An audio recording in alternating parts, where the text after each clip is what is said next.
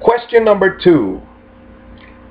Part 2 of Sandra Graves, my coach. Alright. She wrote, what can I tell my kids in 5 or 10 years that I did and I was very, very proud of? Other than having them or caring for them. So what am I proud of?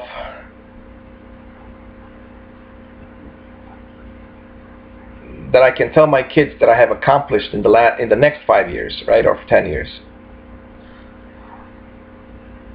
I will be super grateful. I wrote this. I will be super grateful to God for teaching my son to fix lawnmowers.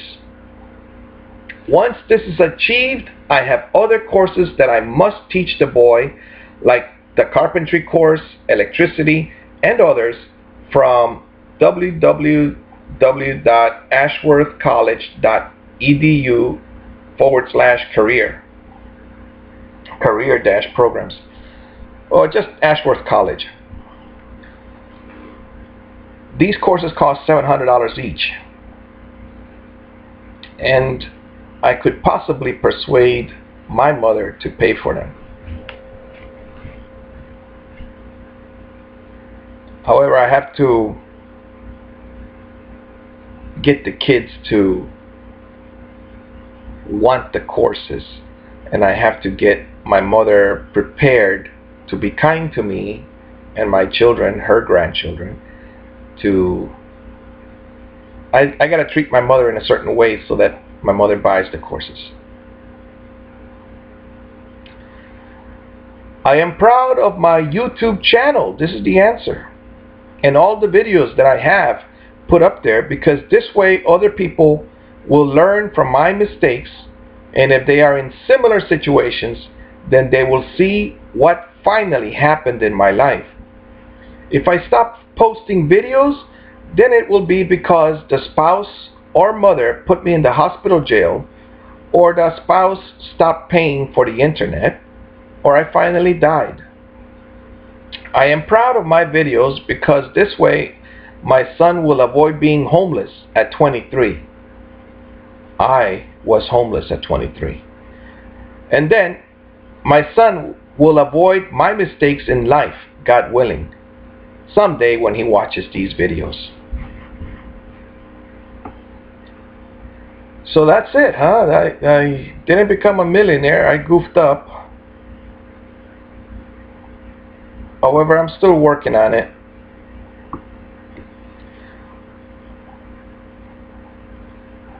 And something that is worth more than money is happiness. And teaching my children confidence, which I had zero. I had zero confidence, because someone that's yelling at you as a child all the time, that child becomes a person that is insecure. Insecure in his white skin. Now I love my white skin. Insecure because I had sexual desires, and the mother kept talking badly about all colors of women.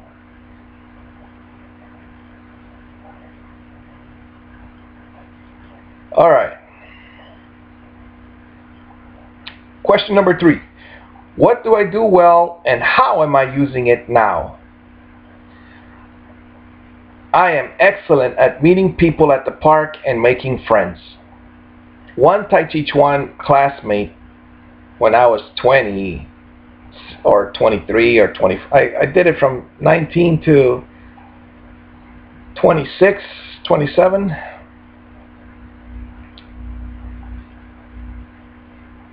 So this one Tai Chi Chuan classmate said to me that I would be an excellent tour guide, since I'm so happy, friendly, polite, and energetic. Well,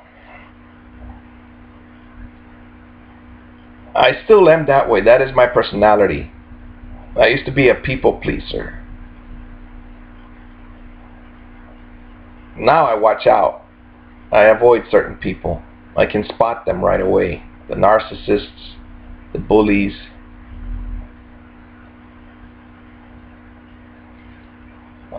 But I can spot them because I'm so old. I don't make friends now because the spouse doesn't like and is mean towards any persons that I meet.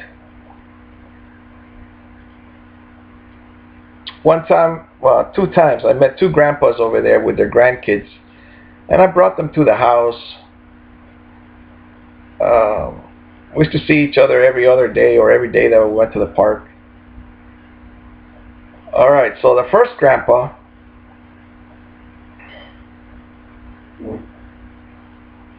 gosh, I don't know what he did. I don't know what he did. Oh well. But he did help me bring a refrigerator to this house from another neighbor over there, the relative neighbor. Then the other grandpa brought his 2 karate grandchildren, and the 9-year-old asked me a question that the grandpa heard. The 9-year-old looked and said to me, "Why is your spouse," well, he used the word wife, why is your spouse, why does she look so angry?" Now that kid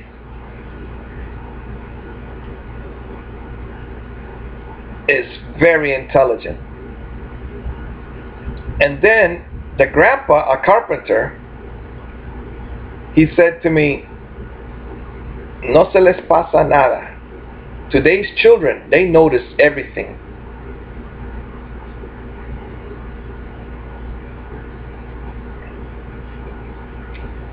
So, alright, so that's why I don't bring people. However, once I live alone, and I wrote this, I will be able to have many friends again, because the friends won't have to meet this grouchy spouse.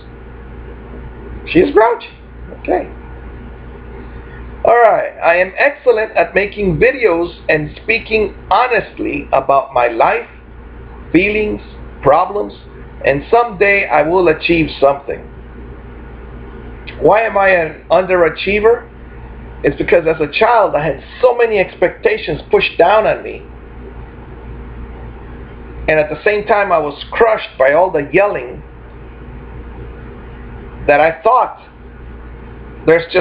it's impossible for me to do anything.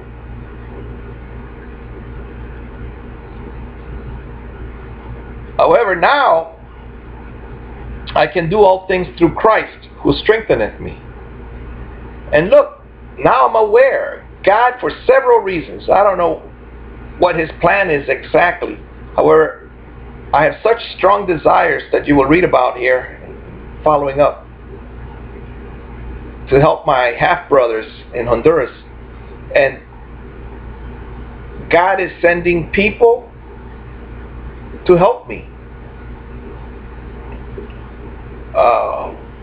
He sent the neighbor to get me a little job, and I got enough money to buy a lawnmower repair course. And that will change everything.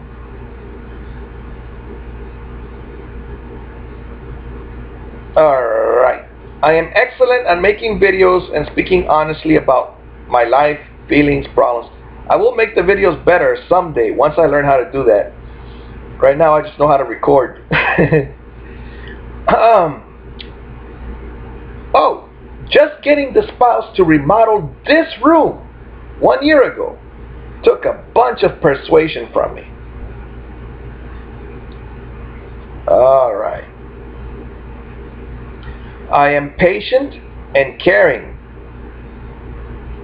This is what I do well. I am patient and caring with children, but I stay away from relatives' children and strangers' children or friends' children because I don't have cameras to prove my innocence in case a voice says that I touched a child's vagina or penis. You see, an uncle in Miami, not my uncle, the spouse's, was thrown in jail for supposedly touching a little girl at a birthday party in front of all the guests, etc. I never believed that he would do that, and especially that he would do that in front of everybody or where anybody could have seen him. Eventually, the mother of the girl said to the grapevine, right?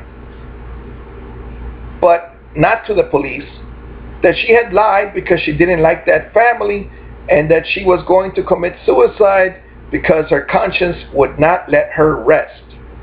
Meanwhile, the uncle was in jail for a year. That innocent until proven guilty? Bull. Then the uncle finally said that he did do it after he checked with the police, and they said they were just going to deport him to Honduras. So he said that he did do it only so that he would be let out of jail and deported to Honduras, since he was not a U.S. citizen. And he said that this way the horrible ordeal would be over, and the mother of the little girl would not have to commit suicide, and then the little girl would grow up without a mother. So he did it for the little girl, so the little girl wouldn't grow up without a mother.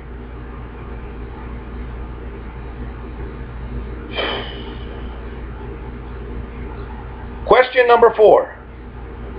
What do I do wrong and how is it affecting me? Well, let me go back to number 3. This one's really tough because I saw a documentary about a man that was put in jail, and who knows, 20, 30 years later, they found out that he did not do the crime, and he had always said he didn't do it.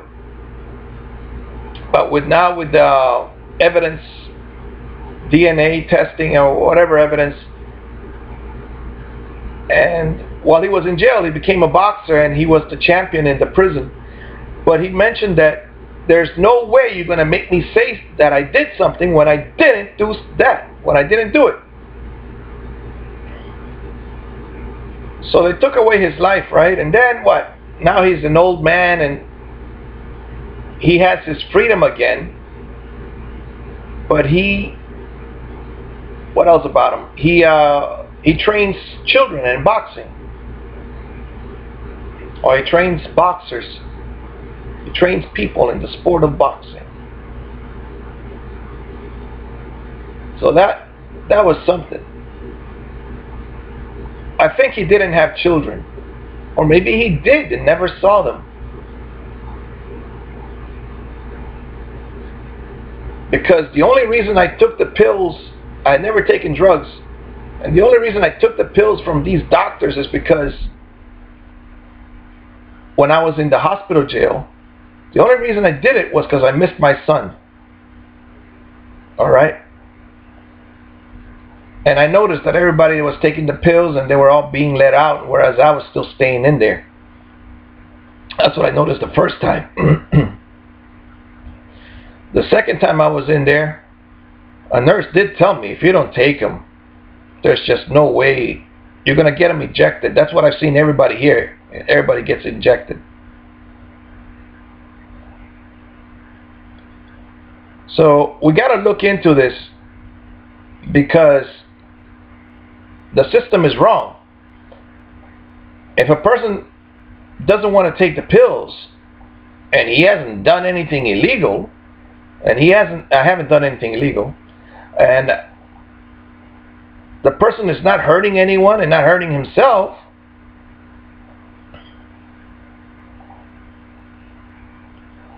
then why are we forcing pills on him? I think it's because the pills cost $1,000. I mean, I'll eventually read the paperwork to you. I mean, you saw my other video, right?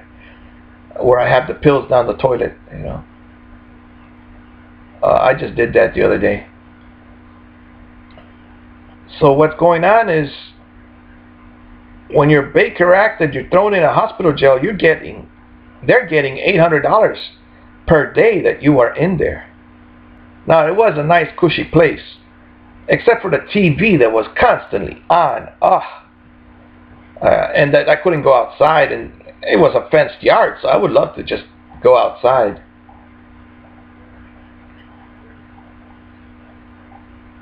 And there were no books, not enough. And there was no paper and no internet. That was really something else. I mean, I live on the internet, you know. Alright.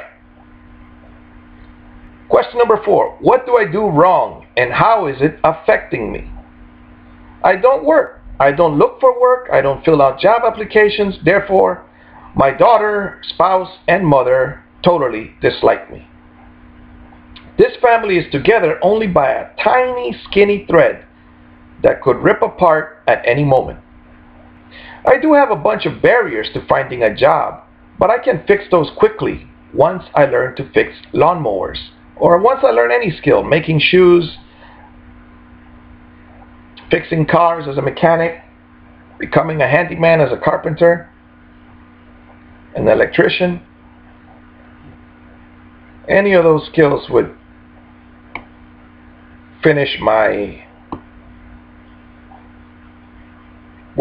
would be the solution to my problem.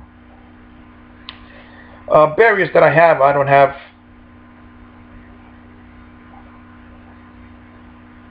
have what's the word, a car to get to places. I don't have gas money. One of them is walking around in the backyard. All right, question number 5. Why am I still trying to do anything? For what reason? I have 2 ambitions. Let's see how long the video is. Oh, I better, all right. I'm going to end this video and get back to you with that on part 3. Enjoy.